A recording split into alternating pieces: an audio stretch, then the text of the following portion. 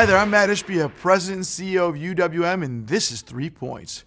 First point, President Trump pushing positive mortgage changes. So the leader of the United States is focused on housing. That's a positive.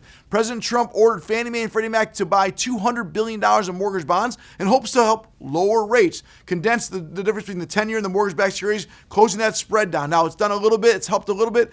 Is it going to help more? Who knows? But the key is he's trying to help. Along with, he came out and said, hey, listen, we don't want investors or institutional buyers to be buying and competing with American homeowners on investment properties or just on housing alone. That will help, hopefully. Now, both these things, are they going to make a big difference, a small difference, or no difference? I don't know, but I do know that the President of the United States does care. He's focused on housing. Usually, if there's focus on it, you usually find it. And so it's positive stuff. You know, I think the stopping Wall Street from competing with mainstream home buyers, I think buying MBS, both these things have the opportunity and ability to make a positive difference in the mortgage and housing market, helping with affordability and just helping with more people saving money, whether they're refinancing or buying houses across the board.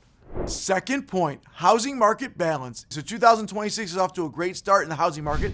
There's over 50,000 new home listings. That's up nearly 10% year over year. So one of the strongest early season listing weeks since before the pandemic. So more listings, there's more options for buyers, eases the pressure on the prices. And so across the board, is it making it more affordable? There's more options. Is it becoming more of a buyer's market? I think there's some positive trends in the housing market across the board. And what does that mean? That means opportunity. Opportunity for purchases, maybe to start before the purchase season. Opportunity for more people to get in the market, people that are on the fence, especially with rates coming down a little bit. There's opportunity to buy houses at affordable rates with low down payments, and that means opportunity for all mortgage originators in America.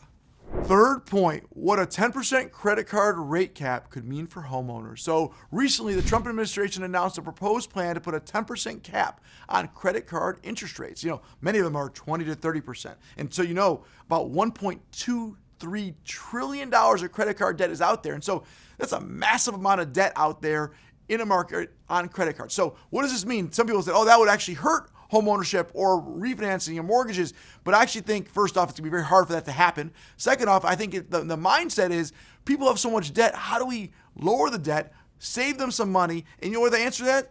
Cash out refinance. Maybe there's a plan to help with LLPAs on cash out refinances. Maybe there's a way to help tap into all this home equity that so many borrowers have across America and pay off some of this high credit card debt. And so there's so many possibilities from this mindset, but the whole point is when you focus on something, you find it. So I love that the leader of America, Trump administration, or just FHFA leaders, they're focused on how do we help consumers save money. And if they save money, that helps mortgages. It helps people affordability. It just helps America across the board, helps the economy. So positive things across the board. I think this will be really hard to implement, but I think there's some positive on it that maybe we can help with the cash out refinances and things that can help all of us and help a lot of consumers in the mortgage world.